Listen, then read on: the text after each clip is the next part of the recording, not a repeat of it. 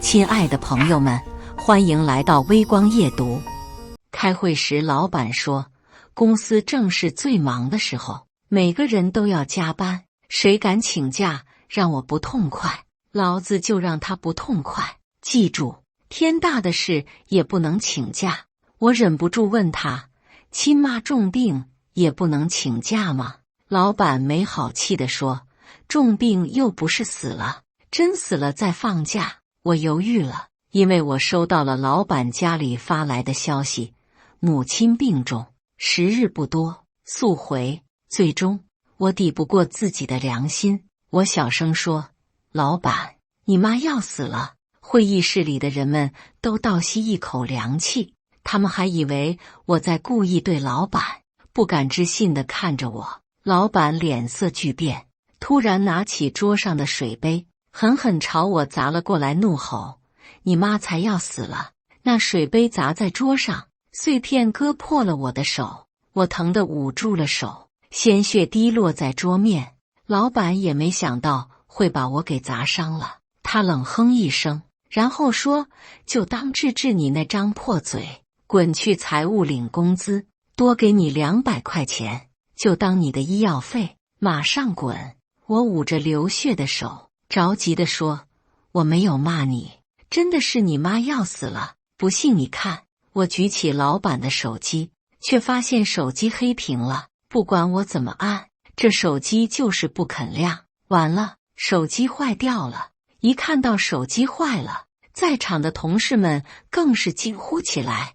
这款3折叠手机是老板花了10万块在黄牛那买的，竟然就这么坏了。经理一下慌了，他着急地对我怒吼，让你帮忙保管大家的手机，你怎么不小心点？3折叠是不防水的。我小声说，是老板朝我丢水杯，不是我故意弄坏的。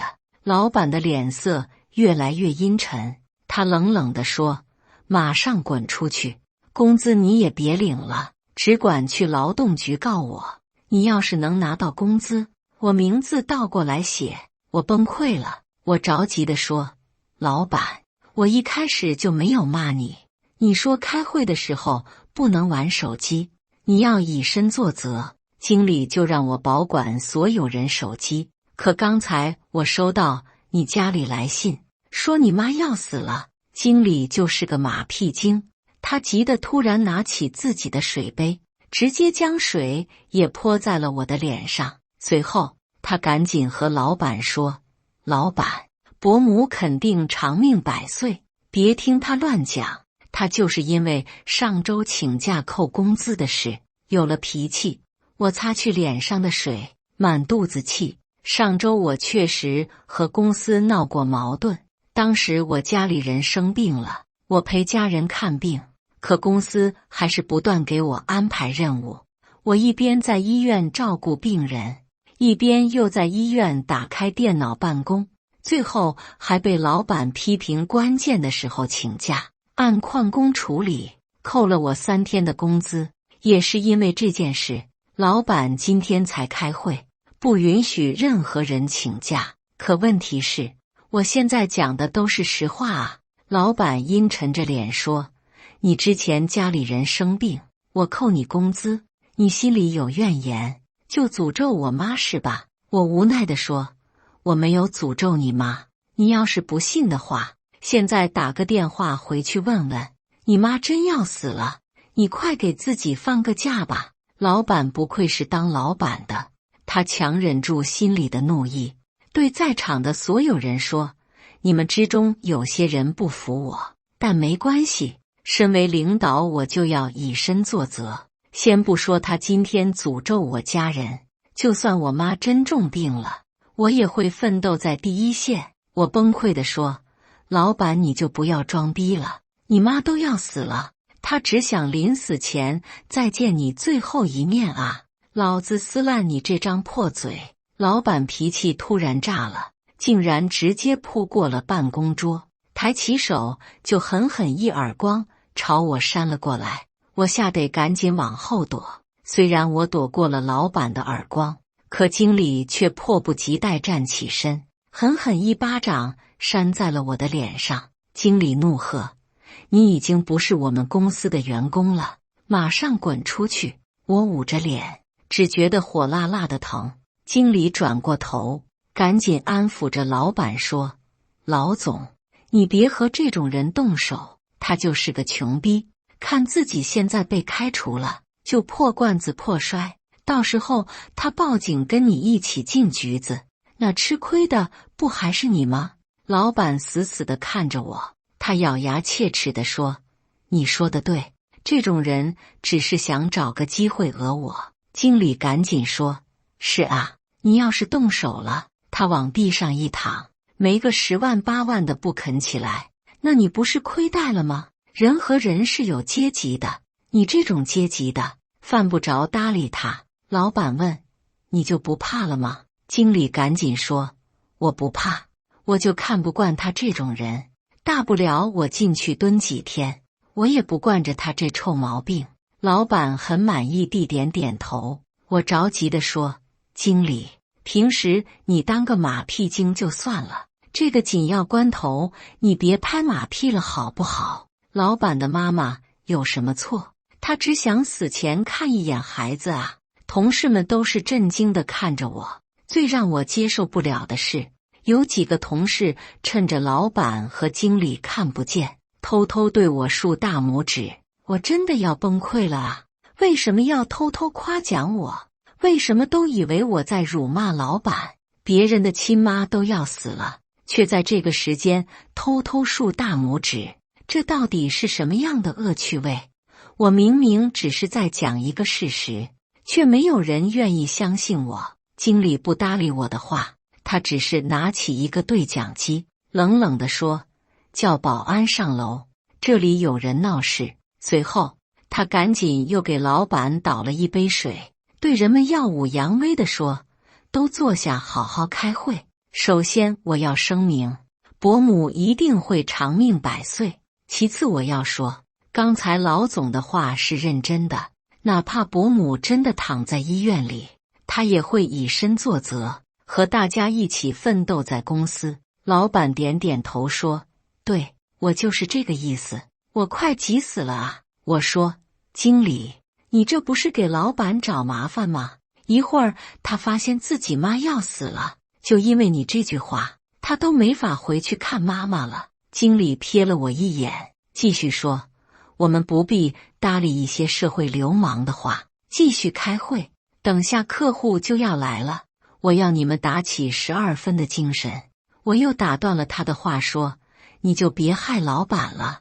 你现在是把他架在火上烤，一会儿他有家不能回，肯定要扒了你的皮。”可悲的是，经理认定了我在耍流氓，他无奈地问我：“你是不是没有妈妈？”我说：“我有啊。”经理说：“既然你有母亲，你为什么要拿别人的亲妈当诅咒？你就没有一点共情能力吗？”我诚实地说：“正因为我有母亲，所以我才想老板的妈妈在临死前看一眼自己的儿子。”我他妈！老板气得大吼了一句，然后捂着自己的胸膛，似乎是被我气得喘不过气。他脸色憋得通红，甚至青筋暴露。经理赶紧拍着他的胸口帮忙顺气，着急地说：“老总，别理这种人的攻击，别气坏身子。”正好在这时候，保安推门进来了。经理立马指着我，跟保安说：“这个人被开除了，还闹事，把他带出去。”我看着几个强壮的保安，知道好汉不吃眼前亏的道理，只好说：“别动我，我收拾东西自己走。”我垂头丧气地离开会议室。路过老板身边的时候，我忍不住拿出手机和他说：“老板，你打个电话给你家里，就知道我没撒谎了。”老板愣了一下，他呆呆看着我的手机，随后做了一个我怎么都不敢置信的动作，他竟然伸出双手，开始缓慢而有力的鼓掌。我整个人都懵了，我呆呆地说：“你妈要死了，你在这里鼓掌干什么？”老板说：“我是为你的阴险鼓掌。”经理问：老板，什么意思？老板说，他知道在这里斗不过我，所以故意要我用他的手机联系家里，等知道了我家人的联络方式，他就开始骚扰我的家属。经理恍然大悟，他激动地跟我说：你这个人怎么这么恶心啊？我是真没想到，我好心借老板手机，他竟然都能来一场阴谋论。我无奈地说：那你可以跟经理借手机啊，反正他是你自己人。老板看了经理一眼，然后冷冷地说：我要是信了你的话，我就是蠢货。我明白了，就算经理不断地跟老板拍马屁，也没有得到老板的信任，他不敢把家属的联络方式给我，对经理也同样如此。我叹了口气说：那只能祝伯母熬过这次危机了。老板脸色一变，我转身离开，他却咬牙切齿地和我说：狗东西，老子迟早找人弄死你！我真的不明白，我好好汇报实际情况，老板为什么要弄我？但我已经不是这个公司的人了，这一切都与我无关了。我回到自己的工位上，整理属于我的东西。会议室的门是透明玻璃，经理还在里面指着我，对大家说：你们不要觉得他这样很有个性，我告诉你们，他这种行为就是脑残。我深深叹了口气，等收拾的差不多了，我正要走，门口忽然走进了几个人。我一看，这不正好是客户吗？这客户我之前接待过，他见我在收拾东西，疑惑地问：你去哪儿？你手怎么伤着了？我诚实地说：老板的妈要死了，他不允许我说，不但动手打我，还把我开除了。客户满脸错愕地看着我，而会议室里的老板他们也都听见了我的话。老板气疯了，他一把扯开玻璃门，朝我冲了过来，气急败坏地怒吼：老子弄死你！你那张嘴还是不肯闭上是吧？我还没反应过来，老板就扑到了我身上，跟我扭打在一起。他将2根手指插进我的嘴里，使劲地往外扯，对我怒吼：老子撕烂你这张嘴，我妈会长命100岁，你别再咒我妈了行不行？我气疯了，我好心一次次提醒他，可他干的都是什么事儿？我也一巴掌扇在了他的脸上，没好气地说：虚伪的东西，刚才还说亲妈重病，又不是死了，要大家奋斗在第一线，换自己身上就这么激动。经理连忙在后面拦住了老板，着急地说：老总，犯不上啊，别和这种人闹矛盾。他努力在拉架，可老板还是一次次朝我扑过来，激动地大吼：没完了是吧？你说个没完了是吧？我烦躁的一耳光扇在了老板的脸上，没好气地说：是你没完了，你妈要死了，你还在这里鼓掌。这一耳光结结实实打了上去，老板甚至被我打出了鼻血，全场的同事们都忍不住惊呼起来：卧槽，真打老板了，他都离职了，怎么不敢打啊？经理转过头，没好气地冲着保安们怒吼：都看什么热闹啊，还不快点把他赶出去！保安们这才反应过来，连忙过来请我离开。我当然不会和保安们闹矛盾，举起双手表示我不会反抗。老板坐在地上喘着粗气，经理连忙扶着他坐下，又满脸无奈地跟客户说：出了个脑残的员工，让你笑话了，不好意思。客户惊愕地看着我们，他似乎也不知道该怎么面对眼前的情况。他犹豫片刻，最后说：伯母到底怎么了？老板摆了摆手说：我妈身体好着呢，她就是故意胡说八道来恶心我。客户说：他跟我对接过几次，看着是很实诚的人啊，会不会是有什么误会？我一看客户懂我，竟然在这一瞬间委屈的有点想哭。全公司都不相信我，偏偏一个外人信任我。我赶紧说：刚才开会的时候，老板手机来电话，说他妈快不行了，要他赶紧回老家。我跟老板说了，他偏偏觉得我在骂人，死活不肯联系家里。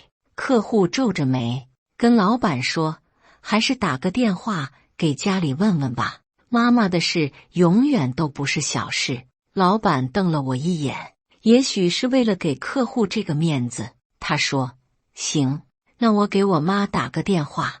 老板终于对经理伸出了手，经理赶紧递出自己的手机。等电话拨打之后，老板皱着眉头等待许久，最后说，没人接电话。我无奈地说，老板，是不是我刚才一巴掌把你脑子打坏了？你妈都快死了，她怎么接你电话？老板气疯了，直接将经理的手机砸在了我身上，怒吼，滚！我躲过了手机的砸击，最后深深叹了口气，算了，够了。我抱着我的箱子离开，反正这个愚蠢的公司，我是一秒都待不下去了。老板还在我的身后怒骂，你别想要工资了，你敢来公司，我就要你死。就在这个时候，我路过了公司的前台，而前台的座机电话也响了起来。我也算是脾气上来了，就接起电话。本来我想，可能是有客户打电话来咨询了，我要气走一个客户，给老板带来损失。可当我接起电话后，那边传来了着急的声音，你们老总在吗？我说，你是哪位？电话里头说，我是他二舅，他妈快不行了，可我们联系不上他，我要开车回去，带他一起上高速回家，你赶紧喊他下楼，我就在你们公司楼下。我拿着电话看了一眼老板，他拿了张纸巾擦着自己的鼻血，无奈地跟客户说，有些员工就是这样，自己干不好事情就出来报复社会，你别介意，等我不流鼻血了，我们再聊合作。我犹豫片刻，最终还是好心提醒，老板，是你二舅打电话来了，说你妈马上要死了，他到公司门口了，他让你下楼，说带你回老家。他们猛地转头看向我，同事们更是不断的惊呼卧槽，人太乱了。我甚至不知道听谁说了一句真是头铁，我简直要哭死。我不是头铁，我没有故意惹老板生气，我明明一直在说实话。老板已经愤怒的浑身都在颤抖，经理崩溃的跟我说，算我求求你，我们好聚好散，你赶紧滚行不行？我哦了一声，对电话说，我们老板不回去了。电话那边，老板的二舅愣住了，他问，什么意思？我说，我们老板今天亲口说过，妈妈病重，又不是妈妈死了，等真死了再放假。老板二舅一下子提高了音量，他颤抖而尖锐地吼了起来，说的什么玩意儿？老子上来给他2巴掌！电话被粗暴地挂断了。老板不断地拍着自己的胸口，上气不接下气地和经理说，他就是想当着我的面故意气走一个客户。我说，我本来是这么想的，但刚才那个真是你二舅，他还说要上来给你2巴掌，老子现在就先给你2个大嘴巴子，你又咒我妈，你又提我二舅。老板说着说着又要冲上来动手，这下谁拦他都没有用了。经理想劝架，却被他狠狠一把推开，保安们也不知所措地站在原地。保安毕竟只是一份工作，眼下事情闹到这个地步，谁愿意为了月薪3000冒险啊？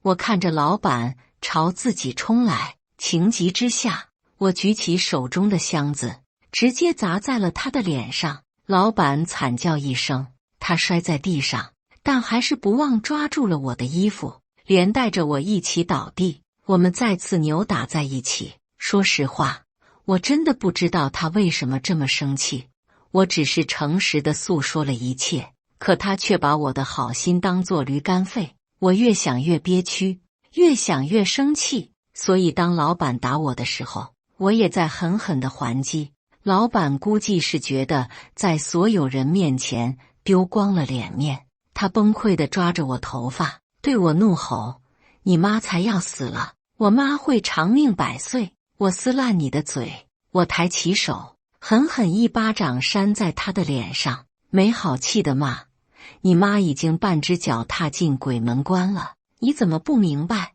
就在这个时候，我看见公司的电梯已经下去了，不用说，那是老板的二舅要上来了。在这个大家都不敢帮忙的情况下，还是经理发挥了马屁精的本色，他扑上来和老板一起打我，着急地和老板说：你们就这样看着老板被打是吧？快报警，让警察过来！我一听这话，连忙说：等一下，别报警。经理冷笑：你现在知道怕了是吗？我说：我不怕，我只是有良心。今天是你和老板错了，但老板的妈妈何其无辜。老板愣了，问：你干嘛又扯到我妈？我说：我和你现在是互殴，你们如果报警，警察要把你带去调查，你就来不及见自己妈妈最后一面了。说实话，我知道老板是个恶心的人，要是能让他见不到自己妈妈最后一面，单单从他的角度来说，这确实挺爽的。但问题是，老板母亲是无辜的。此时此刻，一位母亲正盼望着自己的孩子回家，她辛辛苦苦带大了孩子，眼看着儿子要出息了，却在临死前见不到自己儿子最后一面。我讨厌老板，但我知道他那老母亲是无辜的。老板却不懂得我的良苦用心，他睁大眼睛，呆呆地说：为什么你一个诅咒别人母亲的梗就是玩不腻啊？我真诚地说：你有病，我打你，但你妈是无辜的。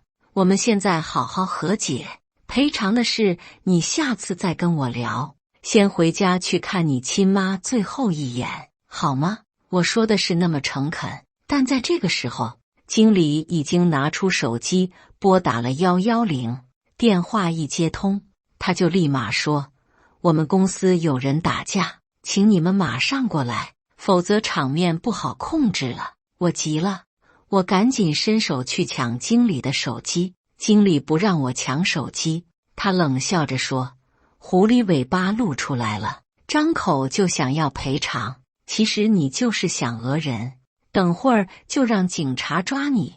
老板满意的对经理说：干得好。我崩溃地说：他哪里干得好了？他都把你给害惨了。完了，这下全完了，警察很快就要到了。经理这个老六平日里拍多了马屁，这次真是弄巧成拙了。就在这个时候，电梯已经上来了，随着电梯门打开，一个上了年纪的男人怒气冲冲地朝着我们这边走来。我不认识他，但此时此刻我也猜得出来，他应该就是老板的二舅。老板还没注意到自己二舅来了，他抓着我的头发对经理说：我们两个打他一个，今天就把这个畜生的臭嘴给打烂。经理有些紧张地说：不会打坏吧？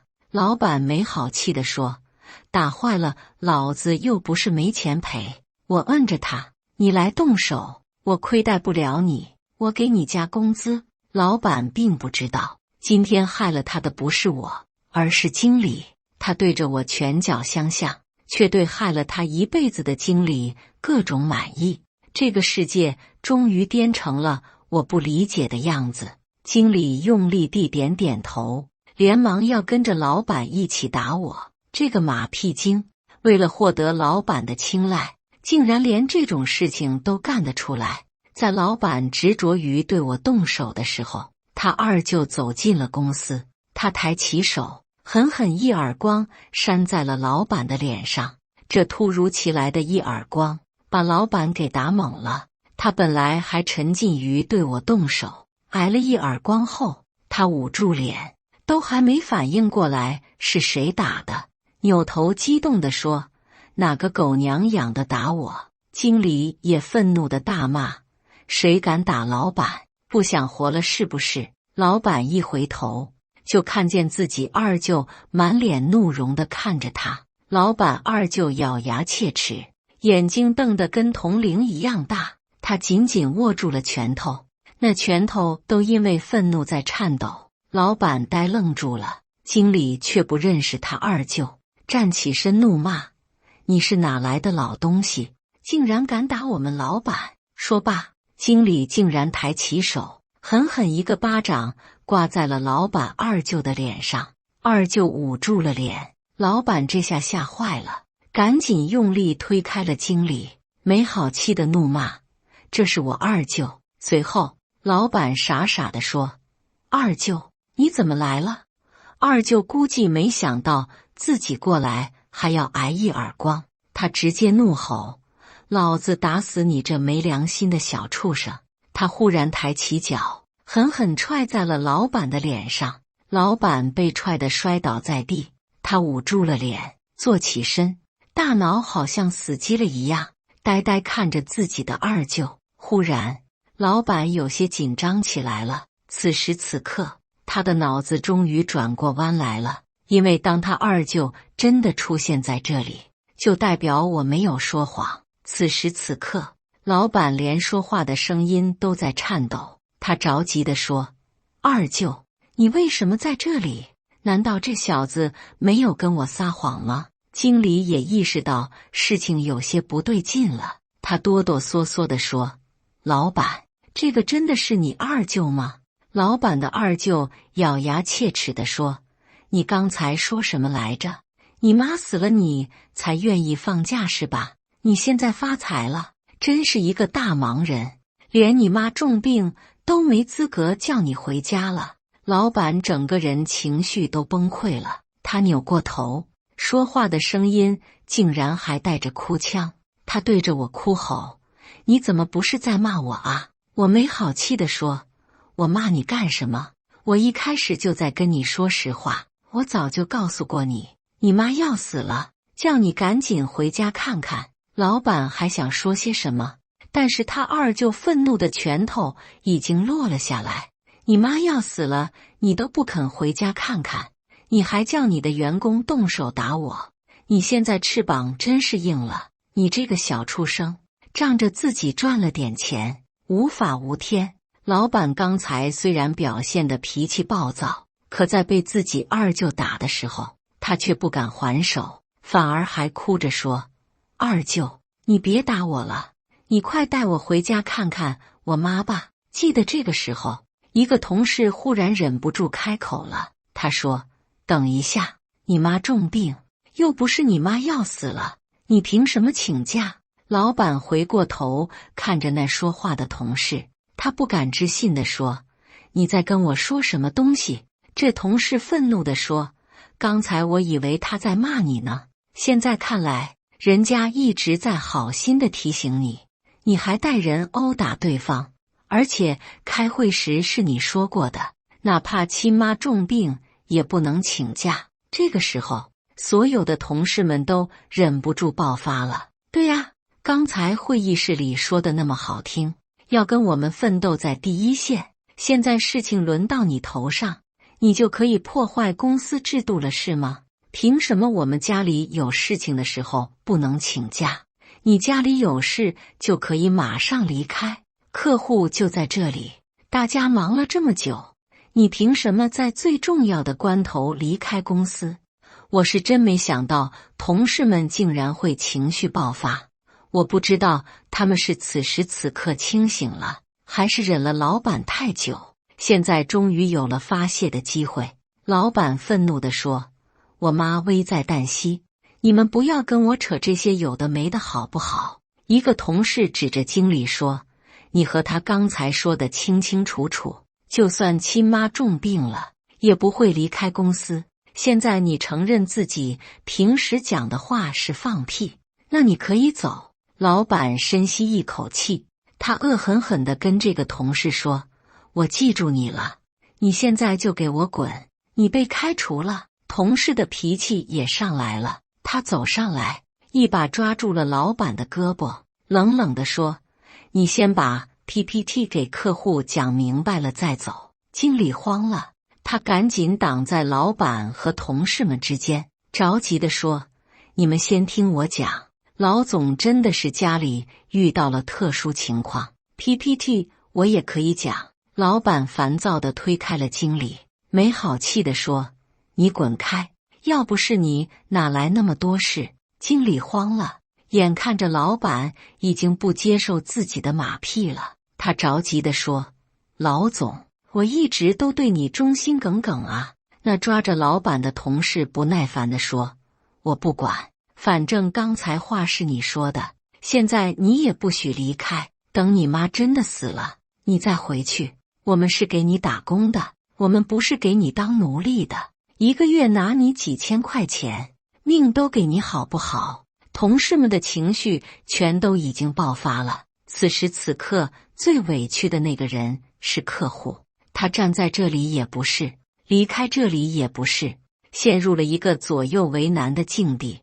我忽略了一个很重要的事情，虽然我这个人共情能力比较强，认为老板的母亲是无辜的，可是同事们不这么想，他们平时已经受够了老板的欺压，现在正是到了反抗的时候。老板前一秒还在哭着要回家见妈妈最后一面，下一秒就已经被大家扯到了会议室里，摁在了桌上。尤其是那个脾气暴躁的同事，他甚至从工具箱里拿出了一个不锈钢扳手，愤怒地跟老板说：“你现在把 PPT 跟客户讲清楚，等客户签了合同，你才能离开。”老板的二舅根本就不明白这里发生了什么，他紧张地说：“为什么他们不让你走啊？”老板坐在椅子上，看着怒气冲冲的员工们，他吞了口唾沫说：“等一下，平时是我对你们太严厉了，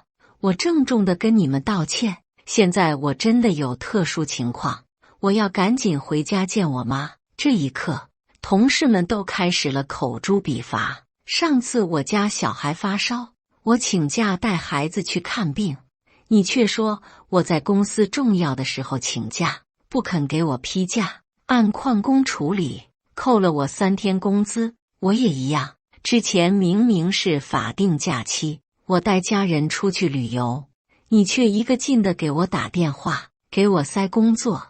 我好不容易陪家人们旅游，结果我一个人在酒店里抱着电脑加班，还不算加班费。畜生一样的东西，平时看你表现的激情澎湃，一副工作狂人的派头，还以为你真是自己营造的人设那样，原来你那么虚伪。对呀，尤其是别人好心提醒你妈要去世了，让你赶紧回家看看，你们2个却欺负了别人那么久，现在连一句道歉都没有，你当你们是谁？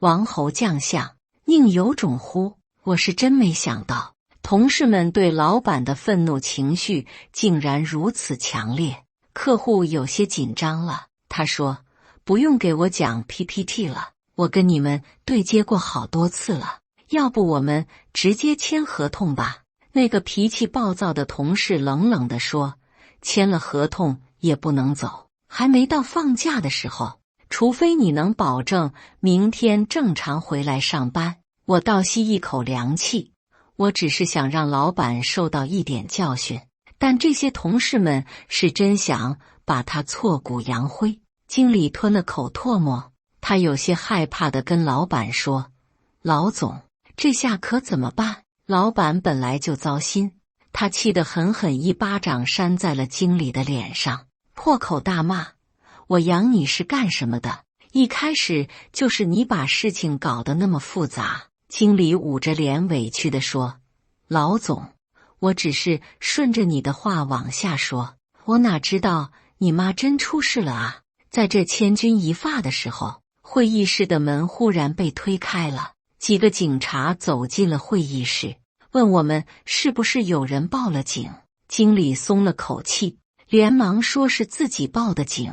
他交代了一下这里的情况，警察听过以后点点头说：“那要先回去做笔录。”老板慌了，他赶紧说：“几位警官，我家里有急事，我能不能不去做笔录，先让我回家？我求求你们了，我妈妈病重了，我要赶紧回去看妈妈。”警察们有些为难地皱起了眉头，然后扭头看了看我。一个警察说：“你怎么看呢？你是受害者，你愿不愿意让他先回去一趟？”我犹豫了，因为刚才我真的是个好心人，可是老板和经理却一次次践踏我的好心。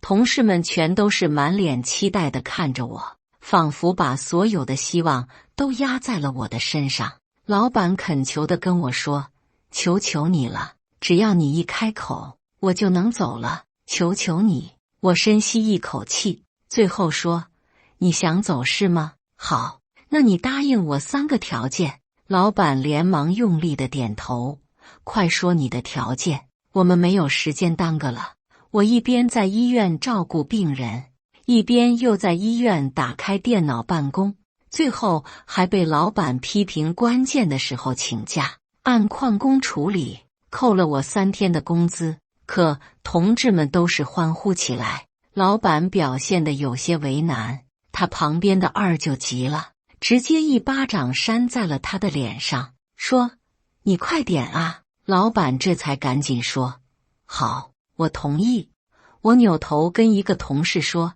他口头同意没有什么用，你现在赶紧打印出来，让他签字。”所有人都把字签上。画押。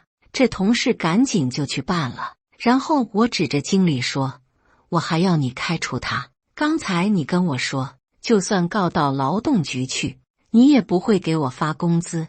我让你把这个手段用在他的身上。”这一次，老板根本没有犹豫，他连连点头说：“没问题。”经理整个人都傻了，呆呆愣愣地站在原地。我说：“第3个条件，你跪在这里给我道歉吧。”老板咬咬牙，随后竟然真的跪在了地上，说：“对不起，你一开始就在提醒我，我却误会了你。”在老板跪下的这一刻，我才终于感到释然了。可偏偏在这个时候，经理忽然大吼一声：“畜生！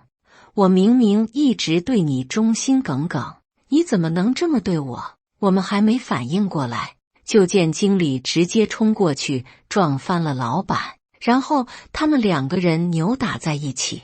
老板气得不断扇着经理耳光，他破口大骂：“全都是你害的，你还有脸跟我要工资？你哪里对我忠心了？就你把我害得最惨！”经理气疯了，他破口大骂：“一开始就是你在装逼，我还帮你圆了，你也不看看自己是个什么样的货色。你想让我走可以，但你必须给赔偿金。”老板咬牙切齿地说：“你1毛钱都别想拿！”经理气疯了，竟然拿起了刚才的不锈钢扳手，狠狠地在老板的脸上砸了2下，场面一下变得混乱不堪。警察们赶紧上去拉架，旁边的同事们则是饶有兴致地拿出手机看热闹。事情变得不好控制，老板被经理打得满脸是血，陷入了昏迷。经理也被警察摁在地上，双手压在背后，戴上了手铐。他们一个被送去警察局，一个被送去了医院。我明明付出了很多努力，可是最终老板也没能回家见上自己的妈妈最后一面。他在医院里治疗了好几天才能出院，而经理也因为涉嫌伤人被刑事拘留。现在老板和经理闹得很不好看，老板恨透了经理，一定要让他坐牢。经理也恨透了老板，说自己绝对不会赔偿，等将来出狱了要杀他全家。可惜了，他们2个曾经关系是那么好，现在闹成这样，都让我有点想笑了。感谢大家的观看，本期故事精彩吗？欢迎大家在下方评论区吐槽。如果你喜欢这类故事，记得点击订阅微光夜读，并分享给更多的人，这会对我帮助很大。再次感谢大家的观看。